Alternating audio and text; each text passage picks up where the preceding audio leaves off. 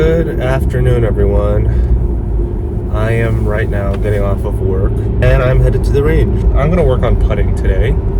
That was one thing I wasn't able to work on yesterday, kind of mainly putting. Also, congratulations to Scottie Scheffler on winning the Hero World Challenge. His 2023 season has been the most, I think, near nothing's near Tiger level, but that's something that can be actually compared. I read this Instagram post by one of the big golf Instagram accounts. Scheffler had a 75% greens in regulation, or 74%, and Tiger's prime years, the early 2000s, he had a 75%, which is crazy. Imagine hitting 3/4 of all the greens you look at. That would be nice.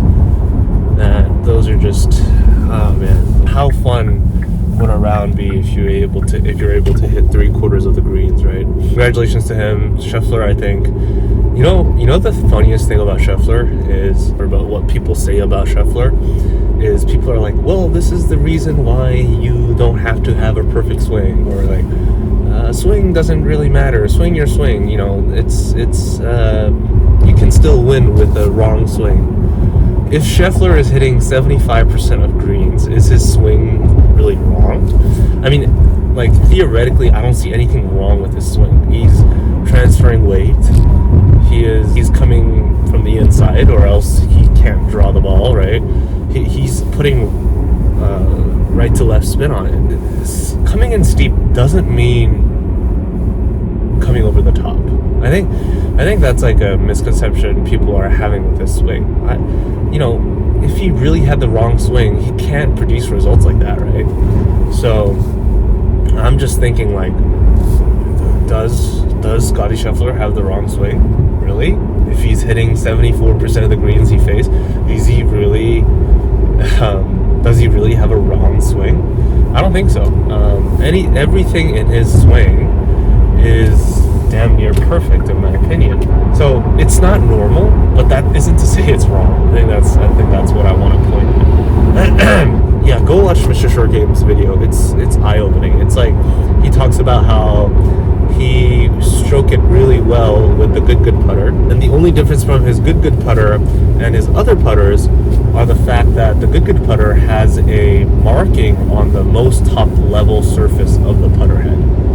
I'll show you pictures here so that you guys understand what I'm saying. And apparently this has a huge role in your contact, in hitting the sweet spot of the putter.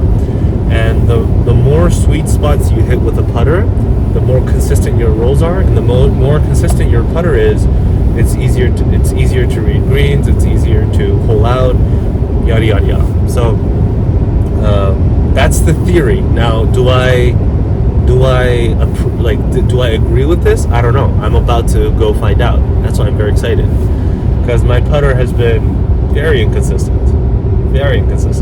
Some days I am a putting god. Some days it feels like I've never held a putter in my life. Yeah, but I'm so excited to find that out. So what I'm planning to do is I'm just gonna draw a little mark on the top face of my putter. I just want to see what happens. I'm so curious. So, yeah, that's going to be, I think, the main theme of today's video.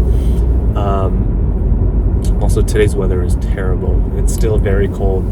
I still have that cold. Not cold, I guess. I just have a very stuffed nose.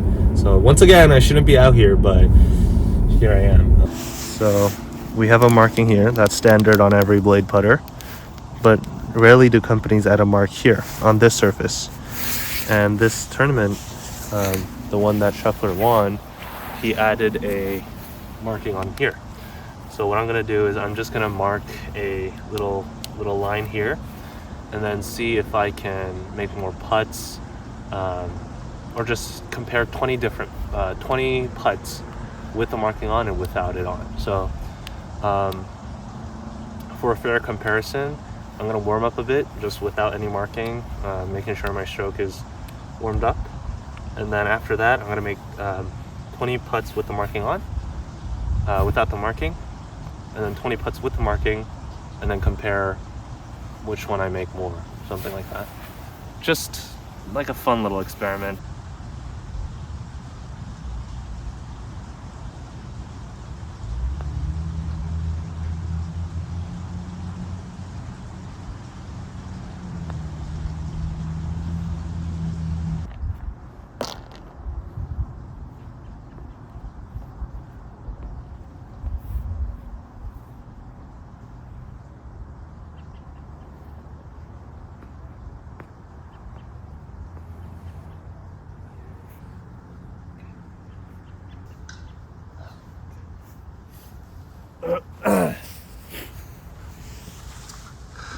All right, so as you can see, I put 4 tees.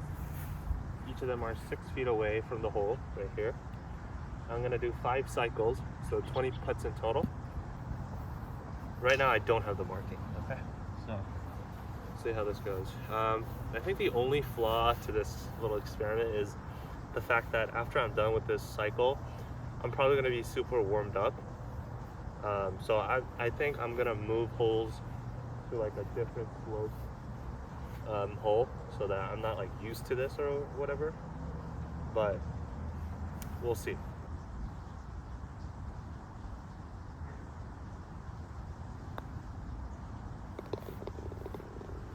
Right. That's 1 out of 20.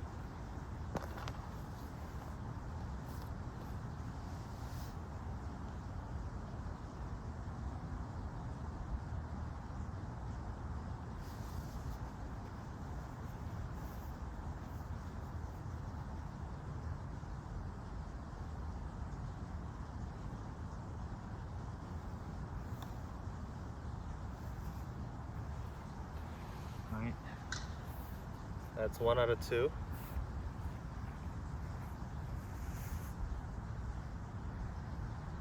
I meant to say 1 out of 1 on the really good part.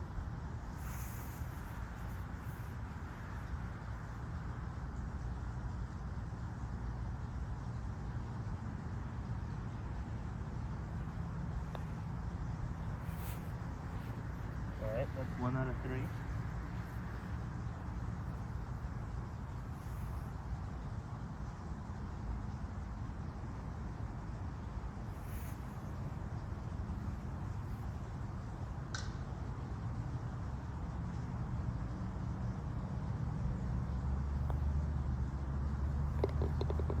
It's 2 out of 4.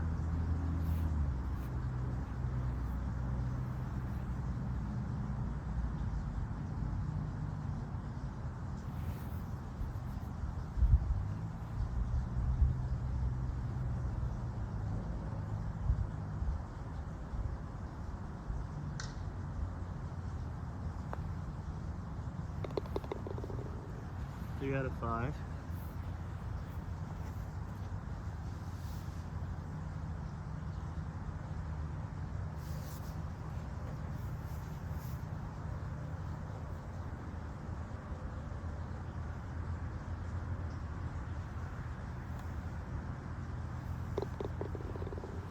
That's 4 out of 6. No, yeah, 4 out of 6.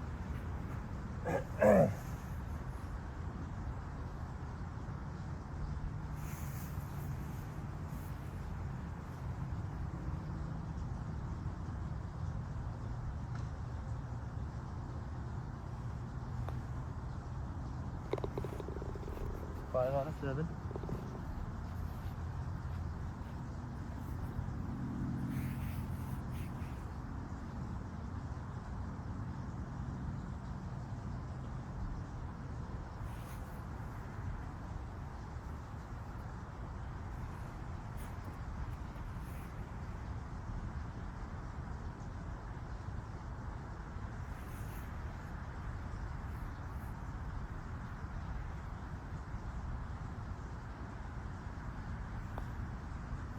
Oh,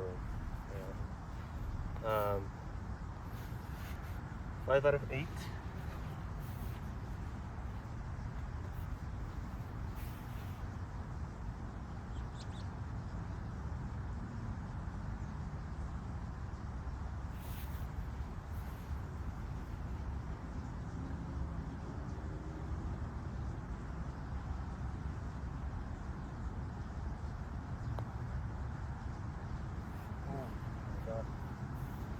That is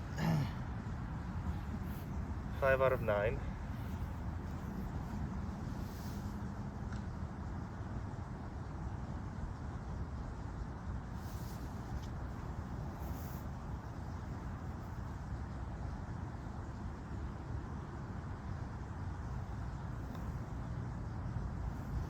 Oh my god.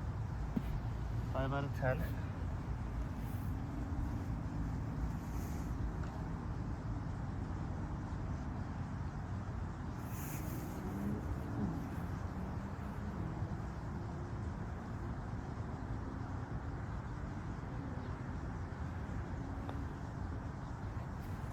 Oh.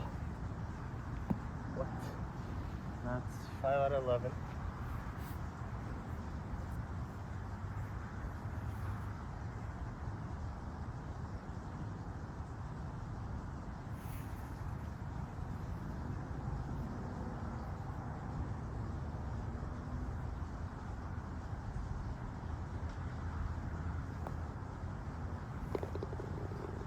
That's 6 out of 12.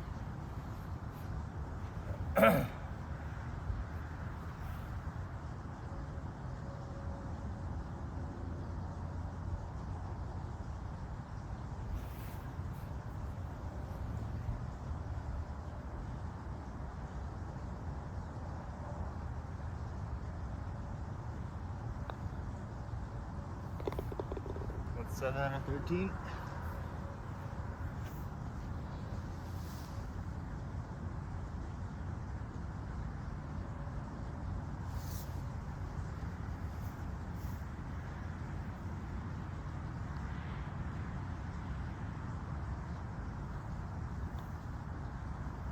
Oh, that's 7 out of 14.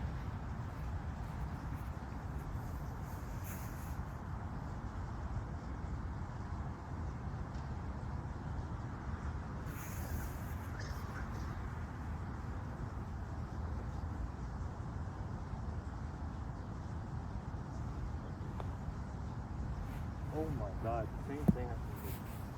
That's 7 out of 15.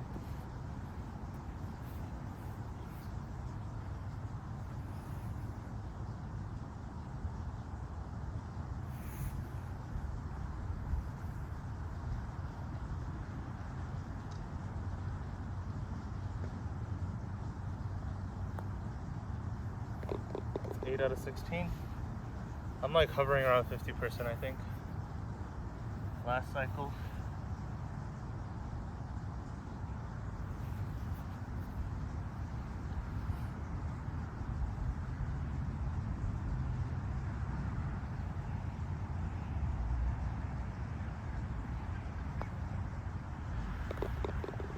That's 9 out of 17.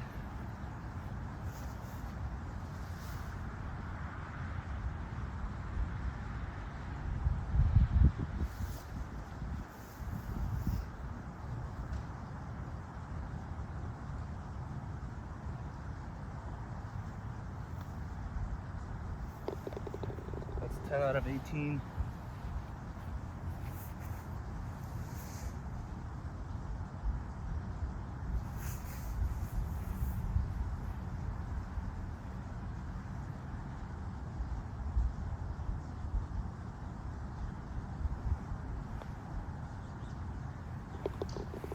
Out of 19.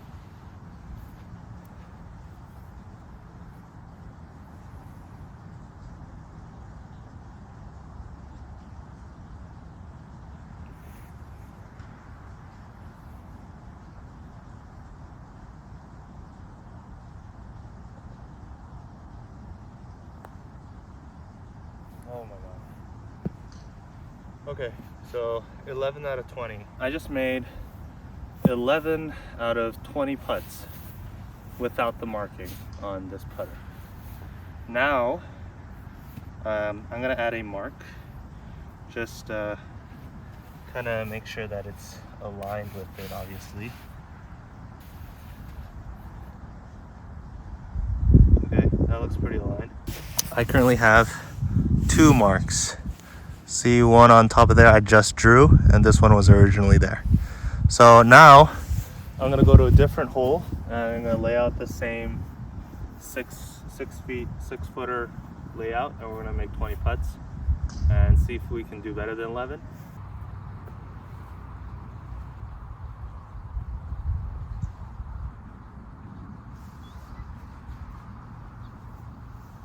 Oh, right off the bat, it feels much more comfortable just because it's closer. I feel like, I want to say I'm more aligned.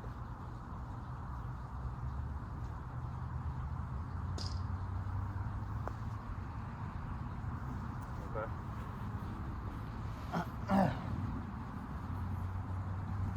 That's 0 out of 1.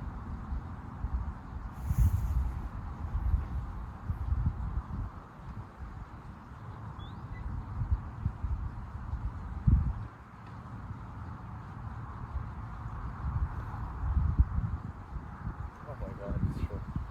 That's 0 out of 2.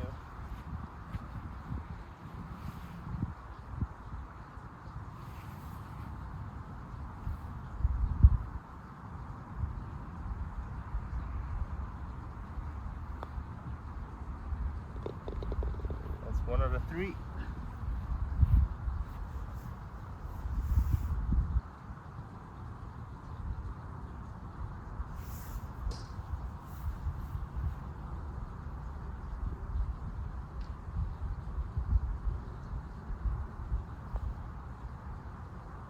Oh. 1 out of 4.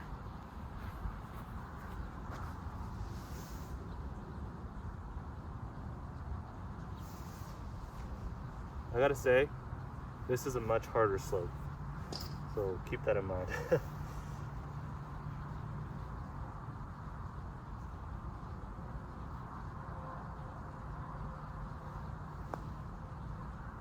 Oh.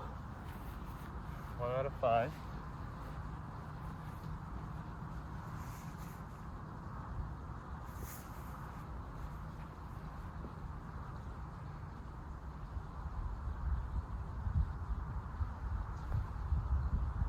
Oh my god. 1 out of 6.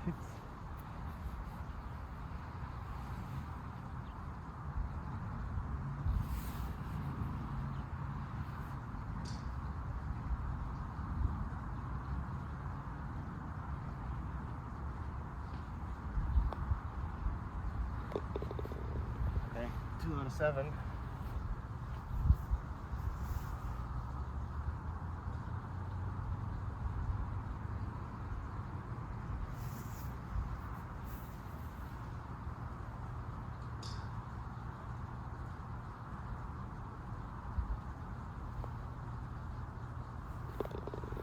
Three out of 8.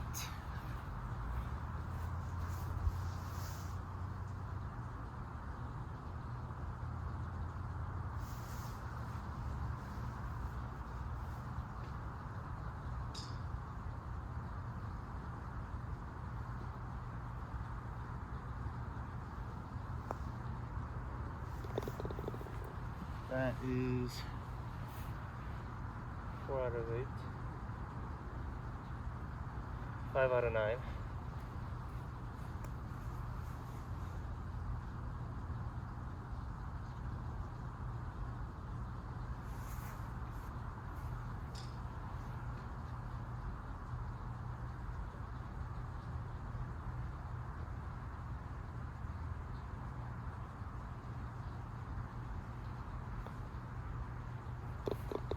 That's 6 out of 10.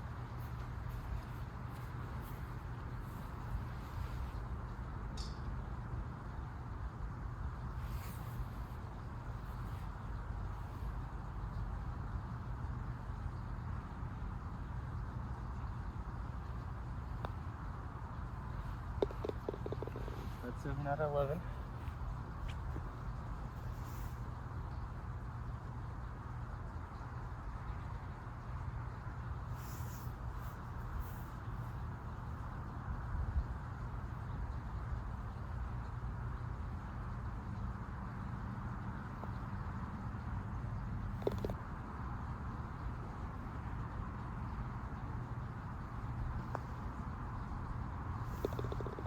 Nine out of 13.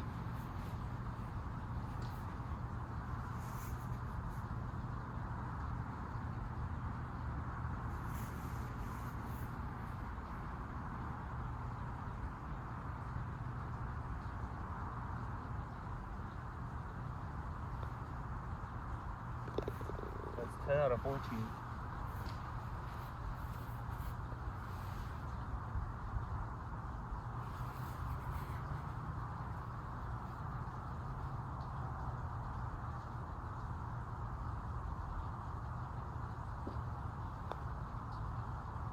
Oh, damn it.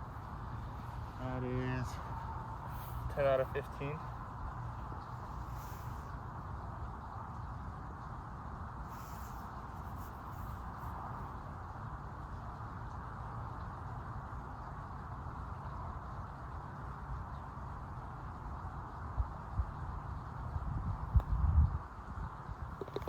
That's 11 out of 17. No, that's 11 out of 16.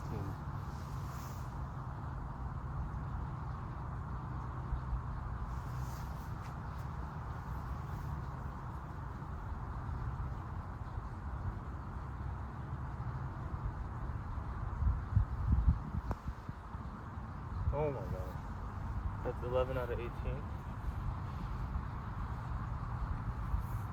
Oh, that's 11 out of 17. No, cannot count.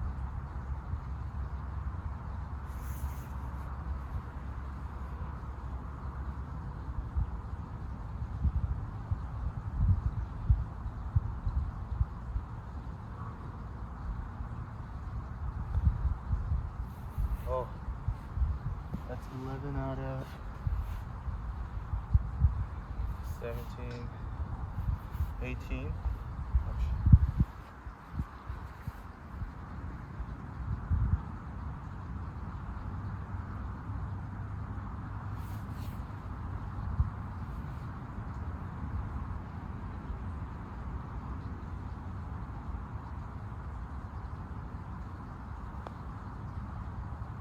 Oh my god. That's 11 out of 19.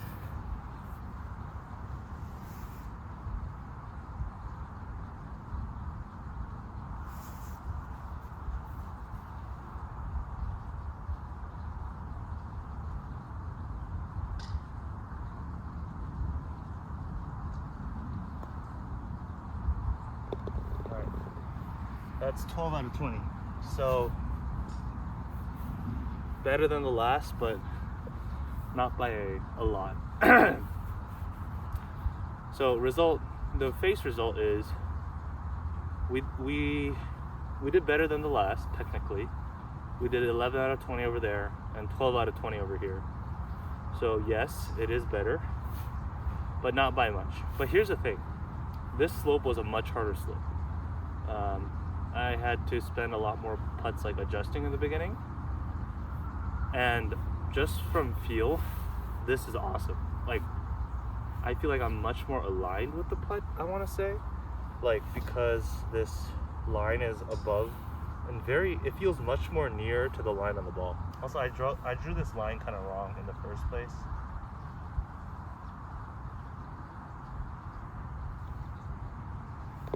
I don't know, it feels so much more comfortable. I don't know. I think I'm definitely gonna try this out in my next round. Oh shit, I haven't been filming.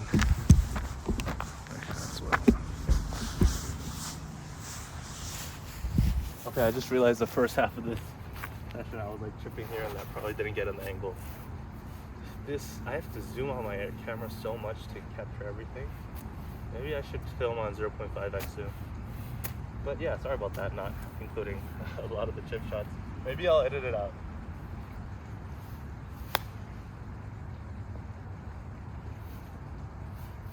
I think I do give it draw spin.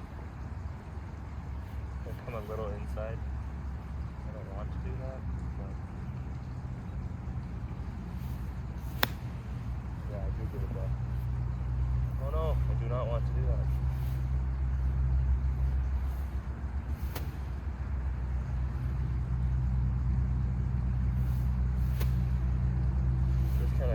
Upward motion and do an offset minus. I want to try that.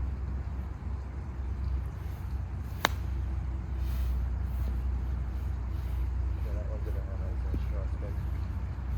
Making sure I lock this wrist, and when I come inside, I just maintain that club face like that the whole way.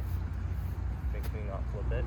think that's also a big thing to make sure I flight it.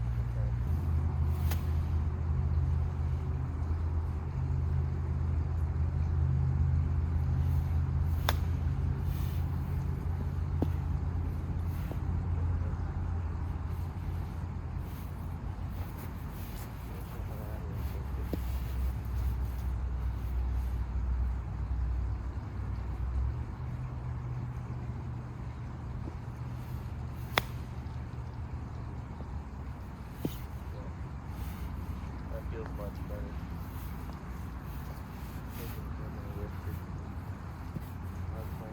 So when I go over here and I'm coming down, this wrist is locked like that.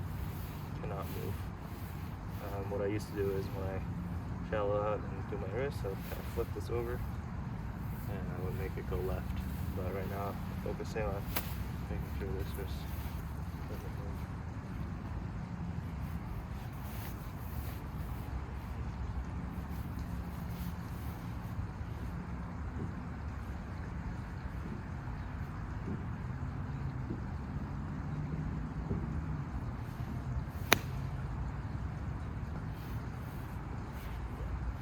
I'm applying much less spin though.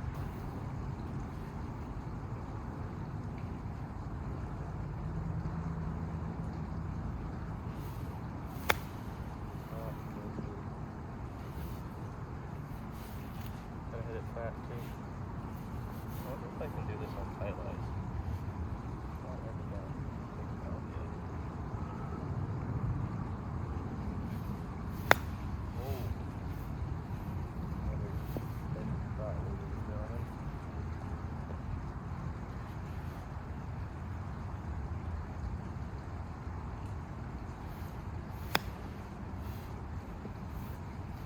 All right, another good session, a very fruitful session, I'd say. Ow, my neck. I slept like kind of like this yesterday, and so this is all scrunched up here. Takes me like 2 to 4 days to get that back to normal, but it's not that big of a deal. So, what are some key takeaways today? I just want to summarize. Oh, okay, so that we're gonna call it the Mr. Short Game Theory, because that's, as far as I know, the source. So when it comes to the Mr. Oh, you guys can't even see me.